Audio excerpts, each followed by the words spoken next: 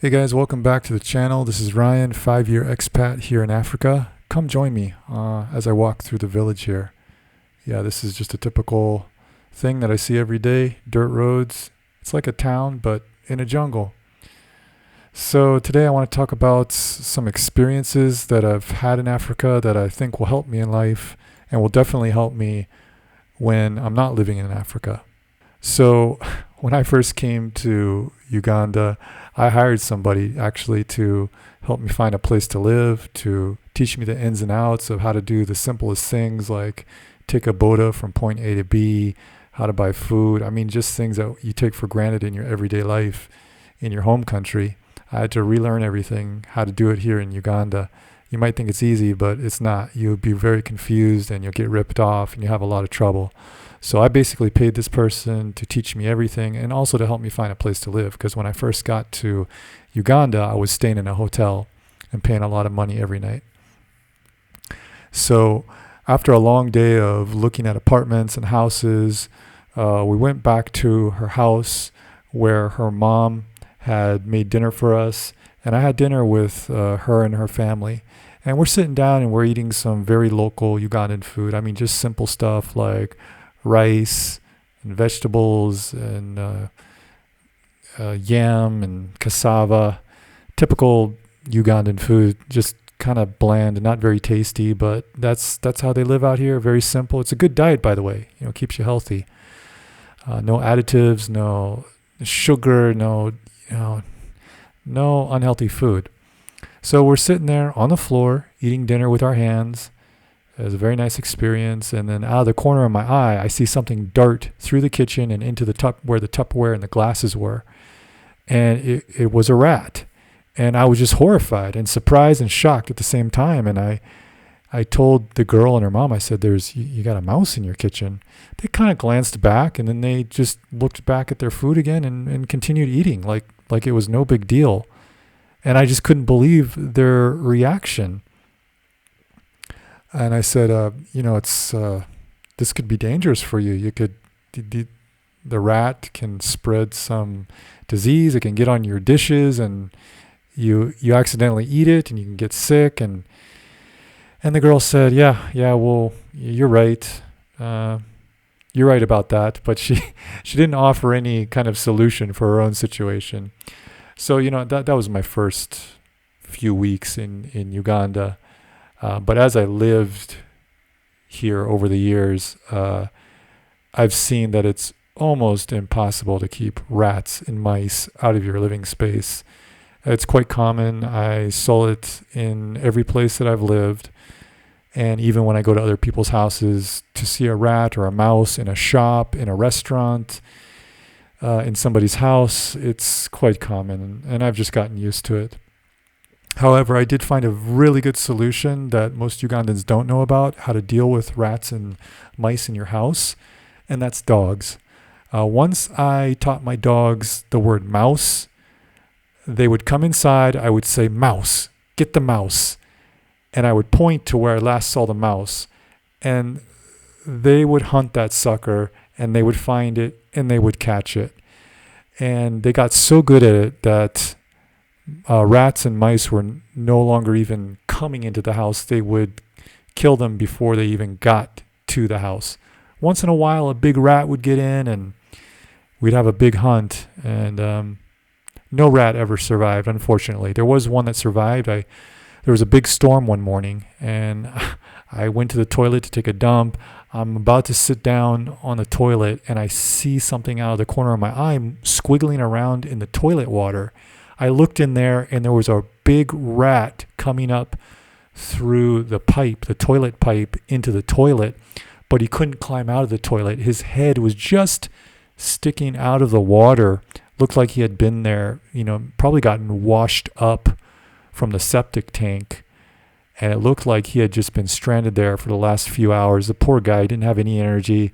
And I know most people would say, yeah, put bleach in the toilet and kill it or just flush it back down the toilet. But I couldn't do that. I couldn't do it. When my dogs killed the rats, it would just be like one bite to the neck and the rat would die. It was a very humane way to get rid of the rat. But in this situation, I didn't feel I could kill it humanely. So I got a box and I used the toilet scrubber and I somehow cajoled the rat into the box. Poor little guy couldn't barely move. I mean, he must have been in there for hours. Got him out into the box and I put him in a field and he just laid there, and I went back a couple hours and he was gone. So he must have survived. Anyways, I got used to rats and mice and just seeing it in everyday life. Still don't want them in my house, but it's like I'm not freaked out about them like I used to be. I was renting a big house. It's a 4-bedroom, 2-bathroom, had a guest house on the property. Really nice place. But after that, I moved in. I transitioned to just a 1-room place, kind of in a ghetto area. There was about 10 units in this compound with different people living in each unit. And we all shared a bathroom. So, I mean, this was a really cheap place. It was $40 a month rent. We all shared a bathroom, and it was a squat toilet. And the room was real simple, just about 12 feet by 12 feet, a concrete floor. Rain would seep up from the soil into the concrete. I didn't know that concrete was porous. But of course, they build so cheaply and with lack of knowledge here that they didn't waterproof the concrete. So when it rained, water would seep up through the floor. You're living in a small room, no toilet. Every time I would go to the bathroom, I would have to put on some decent clothes, walk out my door, close my door, lock my door.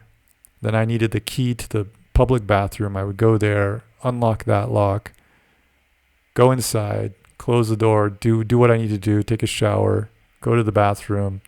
You know, it was a big production every time I wanted to use the bathroom.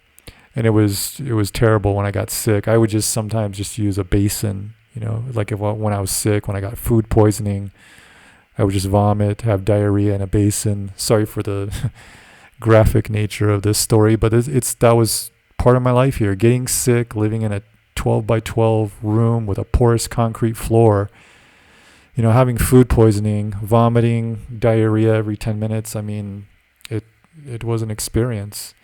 But at that time, I had a girlfriend who she did her best to take care of me in that situation. And you know, I'm here talking like, oh, I was suffering. It was so horrible. But the reality is that's how a majority of the Ugandans live. They live that way, and even in worse conditions. You know, there's people who live in houses that don't even have a concrete floor. The walls may be made of wood, and when it rains, the wood shrinks, and there's gaps in the walls. And rainwater can come in, and they don't have enough money to make a concrete floor. So it's just they're living on a dirt floor. I experienced that, and I feel like if I could live in that kind of environment, I could pretty much live in any environment, especially in a developed country or first world country.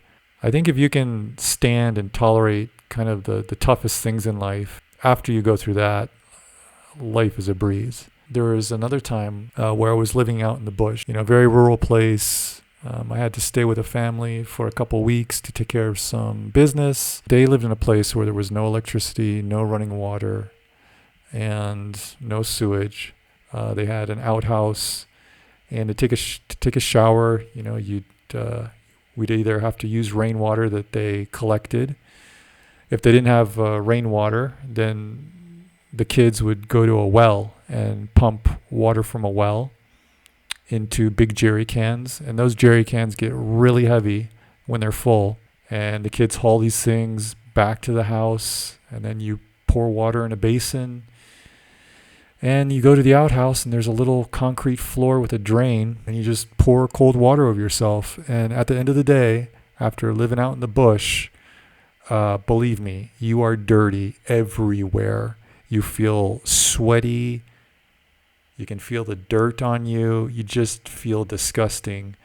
And it's so nice and refreshing to just take a big scoop of water and pour it over yourself and just to feel that dirt and sweat come off your body. It's such an invigorating feeling. And you're out there in the middle of the jungle. You know, you got critters and all kinds of animals out there, and crickets and bugs, and you're out there and with the open sky pouring cold water over yourself. It's a really It's like camping pretty much. But it's nice. It's an interesting experience, but it does get tiring. I was there for a couple weeks, and I go back every week and stay a few nights once in a while. And it really, like I thought that living in a 12 by 12 foot room with a garage-like concrete floor was tough. I would feel so happy to come back to that place after being in the bush. I've lived here without internet. When the current president, who's now been president for I think over 35 years, well, during the last elections, he didn't like the outside world commenting about rigged elections and fair, like, democratic process of presidential elections. So he didn't want to hear anybody's opinions, and he just turned off the internet for the whole country. And so for a whole week, no internet. No, it wasn't even possible to have internet. And the first day I felt really anxious about it. I couldn't contact anybody, couldn't contact my family and friends overseas, and I was really stressed about it. But around day two or three, this great sense of peace came over me. I fortunately had downloaded a few books onto my smartphone, and I would spend a few hours every afternoon just reading. Other than that, I would go on long walks with my dogs and just spend time with my girlfriend, and then do the other necessary things for living, like shopping for food, cooking, cleaning. And some nights we didn't have electricity there either, and we would just be there by candlelight, and I would read. And not being dependent on the internet, it was wonderful. I mean, think about your own life. When is the last time you spent more than 24 or 48 hours without the internet? At first I had a little bit of anxiety about it, but after a week, I realized what a true blessing it was. I mean, it was just wonderful. It was like a spiritual reset. Now, it's really hard to do that if you actually do have access to the internet. It's really hard to have that willpower not to use it. But that was a good experience. Another thing you have to be aware of, when I'm here, I'm always just constantly thinking about my security. Not so much when I go outside on walks like you see here in the video, but if you've ever been to like Latin America, for example, or Mexico, you see all the houses have metal bars over the windows. Well, it's the same here in Africa. People are opportunists, and if they think you have some money, you're going to be a target. So I'm just always careful about locking my door, who's watching me, and that kind of stuff. But I just have to be more aware of it. So before I came to Africa, I used to be like really empathetic, and everybody who approached me and talked to me and told me about their problems, I would listen empathetically, and I would actually care, and I didn't want to hurt their feelings, and I would actually internalize their sad stories and feel bad about it, and I would feel like I was obligated or that I even wanted to help in some way. But people here just, I realized after some time that I was just a target. I started to think, okay, you're telling me your sad story. You're telling me about your sick mother or your sick grandmother, or some relative who's in the hospital, but somehow you managed to live all 28 years of your life without me. So I think you can continue on without my help. And I had to take that kind of tough guy, non-negotiable mentality. I had to just stop caring. I mean, I care, but I just had to draw the line. Stop internalizing other people's problems as much, feeling that I had to provide a solution. That's what it was. I always felt that I had to provide a solution, because I thought that if I didn't, I would feel guilty. I mean, I would feel guilty. And that's how I changed mentally. I stopped feeling guilty, and I stopped feeling sorry for people. And I started to think, well, you're responsible for your problems. I'm only one man.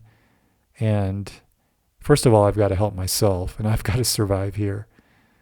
So I'm not in a position to help you. So I've seen people here just living very meagerly and humbly, and people who have almost nothing. You'll see people living, can't even call it a house really. It might be boards nailed together.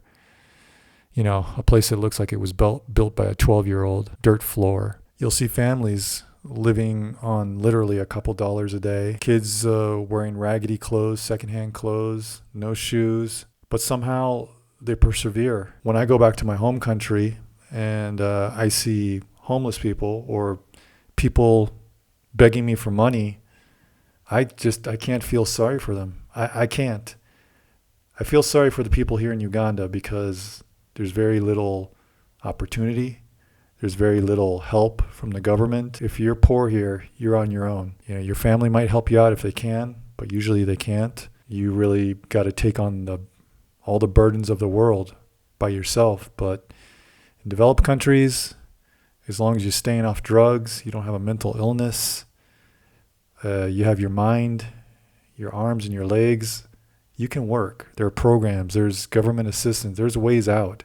So I'm sorry, I just can't respect people in this highly developed country who have all the opportunities in the world and they want to stand out there and beg. I mean, if they only knew how people here in Africa live, and despite the hardships they have, they persevere, they work hard. You ever notice how a lot of immigrants come to America and they go for higher education, graduate degrees, they get good jobs.